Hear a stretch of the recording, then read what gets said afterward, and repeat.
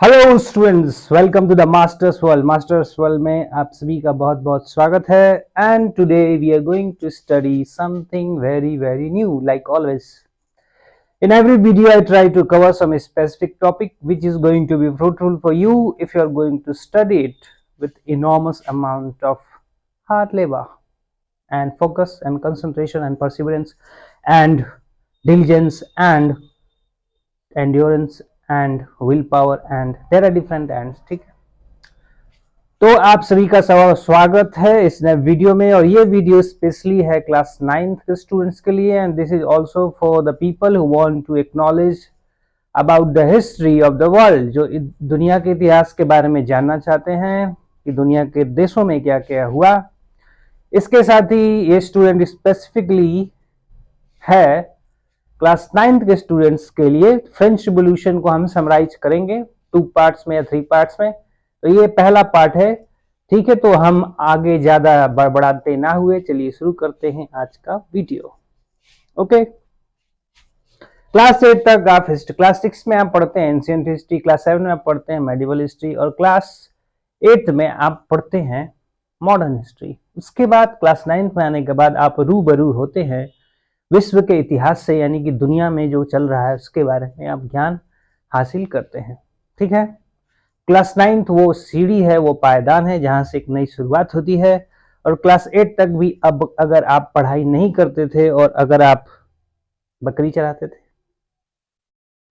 I mean you didn't have focus on your studies, you are not concentrating, then it's high time you get serious and you can start your studies again with a fresh new level from the basics.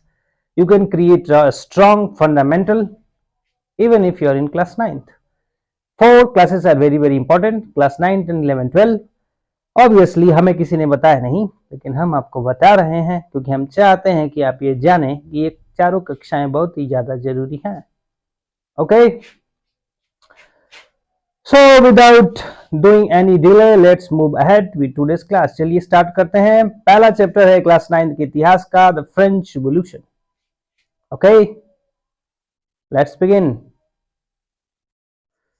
तो एक line में अगर summarise करना चाहूं मैं कि आप क्या पढ़ने वाले हैं, हर जगह राजाओं का शासन, कंजर्वेटिव रूल, ठीक है, जहां पर राजा जिसके पास डिवाइन पावर, जिसे डिवाइन इनकारनेशन माना जाता है, जो ईश्वर के बाद दूसरा सबसे महत्वपूर्ण व्यक्ति था इस दुनिया में, अगर इतिहास को देखा जाए तो उसका यही स्थान होता था। मोनार्की टू डेमोक्रेसी, सीधी सीधी भाषा में समझना है, मोनार्की, दुनिया के पूरे इतिहास में ऐसा क्या बदला हुआ कि राजतंत्र का अंत हो गया और डेमोक्रेसी की शुरुआत हो गई। मोनार्की टू डेमोक्रेसी, ये सबसे मेन पॉइंट है। Main means this is the principal point. ठीक है, समझ आ रही बात। चलिए शुरू करते हैं। तो पहला स्टोरी जो वर्ल्ड के हिस्ट्री में आप पढ़ने वाले, वो आप फ्रांस के बारे में पढ़ने वाले हैं। फ्रांस एक कंट्री है, कहां पर, यूरोप में। ठीक है, फ्रांस में राजा के शासन का अंत कैसे होता है, ठीक है, नया शासन कैसे आता है, फ्रांस कॉन्स्टिट्यूशन कैसे बनाता है, दुनिया के लिए एग्जाम्पल कैसे बनता है, ठीक है, फ्रांस में जो हुआ उसका असर पूरे यूरोप में क्या होता है, ये सारी कहानी आप इस चैप्टर में पढ़ने वाले हैं। तो चलिए शुरू करते हैं। ठीक है, सबसे क्लाइमेक्स सीन दिया हुआ है, जैसे आपने मूवी देखा, मूवी देखते हैं आप तो सबसे एक सीन होता है जो सबसे पहले दिखाया जाता है, लेकिन आपको ये नहीं पता चलता कि यही सीन पहले क्यों आया, ये घटना हुई क्यों, कैसे हुई, क्या ऐसी वजह थी, क्या ऐसे इवेंट्स थे जिन्होंने उन इवेंट्स के होने की वजह से आखिरकार आखिर में इन द एंड, ठीक है, how did we come to that conclusion, हम उस कंक्लूजन पे पहुंचे कैसे। ठीक है, what were the series of events, events के सीरीज क्या थे, किसकी वजह से वो चीज हुई। तो क्लाइमेक्स सीन दिया हुआ है जो मेन सीन होता है मूवी का। तो इस मूवी का जो मेन सीन है, ठीक है, वो है बस्तिल के किले पे हमला। फ्रांस में एक किला है जिसको फोर्ट ऑफ बस्तिल कहा जाता है। ठीक है, एंग्री मॉब, मॉब किसको कहते हैं, देखो एक वर्ड होता है क्राउड, एक होता है मॉब। क्राउड मतलब भीड़ होती है, मॉब मीन्स होती है गुस्साई हुई भीड़। एंग्री मॉब, तो मॉब जो है एंग्री है यानी गुस्से में, और गुस्साई भीड़ को वैसे भी मॉब कहते हैं। ठीक है, पर इंग्लिश में आपको इस तरह के मिस इंटरप्रिटेशन ऑफ स्पेलिंग देखने को मिल जाती है, जहाँ पे वर्ड जो है रिपीटेटिव होते हैं। जैसे मॉब मतलब पहले से ही गुस्सा हुई भीड़ होती है, लेकिन फिर भी लिखते हैं हम एंग्री मॉब। एंग्री मॉब ने हमला किया बस्तिल के किले पर। वहां पे उस समय बस्तिल में जो गवर्नर थे वो थे मार्किस बर्नार्ड डी लॉने। ठीक है, मार्किस बर्नार्ड डी लॉने जो है वहां के गवर्नर होते हैं। ठीक है, अगर आपको if sentences are appearing smaller to you can just zoom in, okay, so that you will be able to see the sentences in the larger fonts में हम देख पाएंगे। Governor Marquis Bernard de Launay जो है उनको पीटा जाता है। स्टैब मतलब होता है छुरा मारना या अंदर तलवार घुसाना। उनके पूरे शरीर को स्टैब किया जाता है, चाकू मार। डिकैपिटेट का मतलब होता है हाथ पैर सब कुछ काट दिया जाता है। ठीक है, और उनके सिर को, ठीक है, एक पाइक पे डंडे पे रख के पूरे शहर में घुमाया जाता है। मतलब इतना ज्यादा क्रोध लोगों में हो चुका है कि वो हत्या करने पे उतारू हो चुके हैं। वहां 7 कैदी होते हैं, 7 कैदियों को वहां से क्या किया जाता है, रिलीज कर दिया जाता है, यानी कि हटा दिया जाता है। फिर उस किले के जो फ्रेगमेंट्स हैं यानी कि टुकड़े हैं, उनको एज ए सुवीनियर मीन्स होता है यादगार, कोई जो चीज यादगार होती है उसे सुवीनियर कहा जाता है। ठीक है, उस याद के रूप में बेचा जाता है और मार्केट में लोग उसे खरीदते भी हैं। क्यों खरीदते हैं, क्या ऐसी रीजन है कि लोगों ने बस्तिल के किले पे हमला किया, क्यों उसके टुकड़ों को बेचा, लोगों ने क्यों खरीदा? क्योंकि बस्तिल का जो किला था वो राजा के शासन का, ठीक है, अत्यंतिक शासन, एब्सोल्यूट पावर जिसका कोई अंत नहीं है, डेस्पोटिक रूल, क्रूर शासन के का प्रतीक था। और वो प्रतीक ढह चुका था, कोलैप्स हो चुका था। ठीक है, it was collapsed by the people, ठीक है, who moved in a group towards the fort of Bastille. ठीक है, and they attacked on the fort of Bastille and they release 7 prisoners from there. वहां से 7 कैदियों को हटाते हैं। तो यादगार, एक यादगार पल, एक यादगार क्षण जहां पे राजा की शक्ति का पतन हो रहा है। It is a show of declining of the power of the king, राजा के पावर का अंत हो रहा है, इसीलिए इस किले के टुकड़े को बेचा गया। ठीक है, लेकिन आखिर ये हमला हुआ कैसे, ये कहानी होगी, ये कहानी जो है, जो सीन है, ये बीच का, इस स्टोरी के बीच की कहानी है। अब हम वहां पर पहुंचेंगे कैसे, तो सबसे पहले हम शुरू से शुरू करते हैं।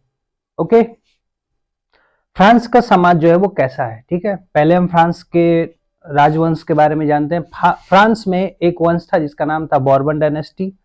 उसी वंश के एक राजा थे जिनका नाम था लुई 16। 1774 में वो राजा बनते हैं। उनका विवाह हुआ था मरिया एंटोनोइटे से। मरिया एंटोनोइटे, सी वॉज एन ऑस्ट्रियन प्रिंसेस, वो ऑस्ट्रिया की राजकुमारी थी। ठीक है, जब लुई 16 राजा बनते हैं उस समय फ्रांस के ऊपर बहुत ज्यादा कर्ज होता है, लगभग 2 बिलियन लिब्रे। कितना होता है? 2 बिलियन लिब्रे। ठीक है, इसके अलावा 1 बिलियन लिब्रे और ऐड हो जाता है। कब? युद्ध की वजह से। 3 युद्ध जो बहुत ही मुख्य रूप से थे और जिसमें फ्रांस ने हेल्प किया था या इंटरफेरेंस की थी या पार्ट लिया था। ठीक है, जैसे ऑस्ट्रियन वॉर ऑफ सक्सेशन, ठीक है, ऑस्ट्रियन वॉर ऑफ सक्सेशन था, अमेरिकन वॉर ऑफ इंडिपेंडेंस था, 7 इयर्स वॉर था। ऐसे बहुत सारे युद्ध थे जिसमें फ्रांस ने हिस्सा लिया। और युद्ध होगा तो जाहिर सी बात है एक्सपेंडिचर ज्यादा होगा। ठीक है, ज्यादा टूल्स लगेंगे, ज्यादा चीजें बनेंगी, तो सारा पैसा हो तो वही जाएगा ना, और लॉस भी होगा। तो इस तरह की चीजें थी। इसके अलावा एक महल था जो कि रॉयल फैमिली के अंडर था। ठीक है, पैलेस ऑफ वर्सेल्स, उसको मेंटेन करने में भी बहुत ज्यादा पैसे इनकर होते थे, मनी इनकर होती थी। ठीक है, तो 2 बिलियन लिब्रे का डेट है किसके ऊपर? फ्रांस के ऊपर। स्थिति खराब है, ट्रेजरी जो है रॉयल फैमिली की वो खाली है। ठीक है, अब समाज कैसा था? समाज 3 जागीरों में बटा हुआ था। ठीक है, फर्स्ट स्टेट, सेकंड स्टेट और थर्ड स्टेट, 3 स्टेट्स में बटा हुआ था। फर्स्ट स्टेट के जो लोग थे वो होते थे पादरी, क्लर्जी। ठीक है, पृष्ठ जो होते थे वो फर्स्ट स्टेट में आते थे। सेकेंड स्टेट में नोबल्स आते थे, यानी सामंत, दरबारी, जो राजा के दरबारी होते हैं, उनकी पदवी दूसरे जागीर में आती थी।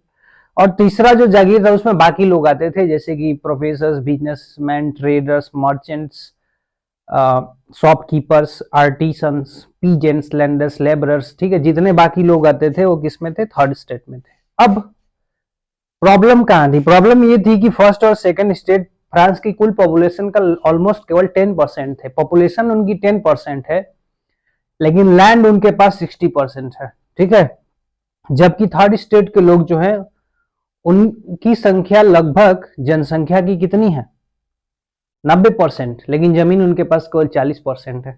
ठीक है, समझ आई बात। यानी कि जनसंख्या जिसकी कम है उसके पास जमीन ज्यादा है, जिसकी जनसंख्या ज्यादा है उसके पास जमीन कम है। इसके अलावा क्या था, प्रिविलेज बाय बर्थ, जन्म से कुछ अधिकार मिलते थे फर्स्ट और सेकंड स्टेट के लोगों को। दे डिडंट हैव टू पे टैक्सेस, उन्हें टैक्सेस पे नहीं किया जाता था, because tax was not levied on them, उनके ऊपर टैक्स नहीं लगता था।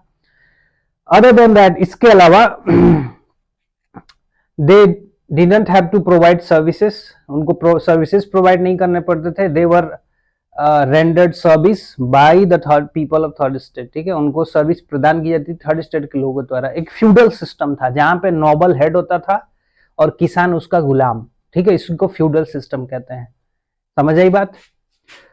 तो और टैक्स कौन भरता था, सारा सारा थर्ड स्टेट भरता था। कौन कौन से टैक्स लिए जाते थे, तिथे और तैले। कौन से लिए जाते थे, तिथे और तैले। ठीक है, तिथे जो था वो लिया जाता था चर्च के द्वारा, तैले जो था वो लिया जाता था रॉयल फैमिली के द्वारा, रॉयल ट्रेजरी में जाता था। इसके अलावा कुछ इनडायरेक्ट टैक्सेस थे, जैसे कि तंबाकू वगैरह पे भी टैक्स लिया जाता था। ठीक है, इस तरह का सिस्टम था।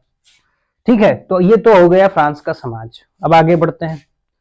एक नया वर्ग आया, मिडिल क्लास। लेकिन उसको जानने से पहले हम और जान लेते हैं कि फ्रांस में और क्या प्रॉब्लम्स है। फ्रांस में प्रॉब्लम आ गई थी सबसिस्टेंस क्राइसिस की। सबसिस्टेंस क्राइसिस क्या होती है, निर्वहन संकट। निर्वहन मतलब होता है जीना। जब आपको जीने में तकलीफ होने लगे, यानी जीने में संकट आने लगे, तो उसे हम क्या कहते हैं, निर्वहन संकट कहते हैं। ठीक है, when your basic means of livelihood are endangered. ठीक है, बेसिक मीन क्या है आपके जीने की, रोटी कपड़ा और मकान। ठीक है, क्लोथिंग, शेल्टर एंड फूड, ये तीनों चीजें आपकी बेसिक मीन्स हैं जीवन यापन की। वही नहीं मिले, वही खतरे में आ जाए, तो उसे हम क्या कहते हैं, सबसिस्टेंस क्राइसिस। अब फ्रांस में क्या था, पॉपुलेशन इंक्रीज हो गई थी। 1715 से 1789 में 23 मिलियन से पॉपुलेशन 28 मिलियन, एक 5 मिलियन का इजाफा हो गया था। पॉपुलेशन बढ़ेगी तो डिमांड्स बढ़ेंगे, तो डिमांड के अनुसार प्रोडक्शन भी बढ़ना चाहिए। लेकिन पॉपुलेशन बढ़ रही है, लेकिन प्रोडक्शन जो है एग्रीकल्चर वो कम हो रहा है। अब पॉपुलेशन बढ़ेगी और सामान कम है, तो जाहिर सी बात है कि बाजार में उस चीज का मूल्य बढ़ेगा, प्राइस हाई हो जाएगा। प्राइस हाई हो जाएगा, जो भी चीज इसकी जो कम है उसका प्राइस तो हाई होगा ही। प्राइस हाई हो जाएगा, लोगों के पास फिर इनकम भी कम है, खरीद नहीं पाएंगे, फिर भूखमरी होगी, स्टार्वेशन होगा, लोगों को डिजीज होगी, या तो लोग गलत तरीके से मैल प्रैक्टिसेस करेंगे। ठीक है, या वायलेंट मेथड्स अपनाएंगे टू एक्वायर फूड, भोजन को प्राप्त करने के लिए। और जब ऐसा वो करेंगे तो राइट्स होंगे, दंगे होंगे। जब दंगे होंगे तो लोग मरेंगे, या फिर बीमार होंगे लोग तो मरेंगे, यानी हर एक तरीके से घाटा है।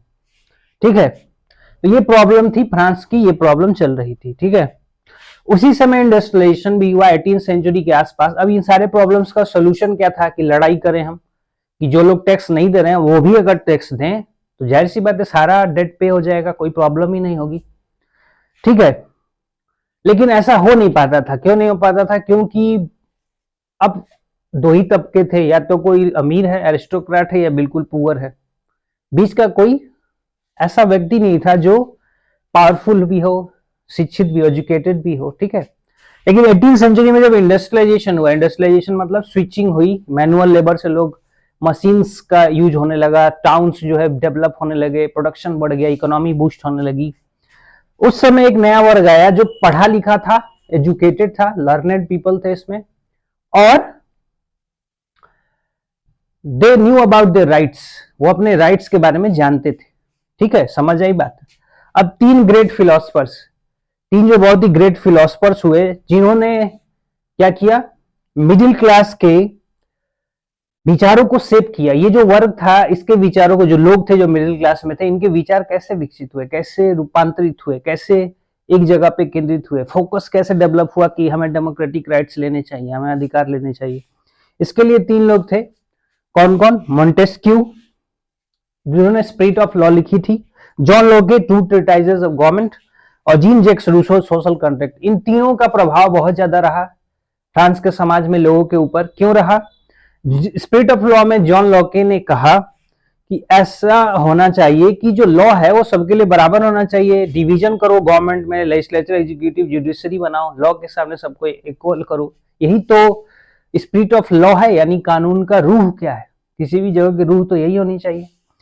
जॉन लॉक ने टू ट्रीटाइजेस ऑफ गवर्नमेंट में क्या कहा, उन्होंने कहा कि राजा का जो पावर है वो डिवाइन कैसे हो सकता है, राजा कोई देवी स्वरूप थोड़ी है, वो भी हमारी तरह इंसान है, वो एब्सोल्यूट पावर नहीं ले सकता, यानी कि उसके पास ऐसी शक्ति नहीं हो सकती जिसके ऊपर कोई कंट्रोल ही नहीं है, जो मन करे वही करे, ऐसा तो हो नहीं सकता। जीन जैक्स रूसो ने सोशल कॉन्ट्रैक्ट के बारे में लिखा, सामाजिक समझौता की गवर्नमेंट जो है लोगों के समझौते, लोगों और गवर्नमेंट के बीच में एक समझौता, कंसेंट होना चाहिए, हार्मनी होनी चाहिए, एक प्रोसेस होना चाहिए जिसके अनुसार लोग खुद चुन सके कि हमारे लिए बेहतर सरकार क्या होगी।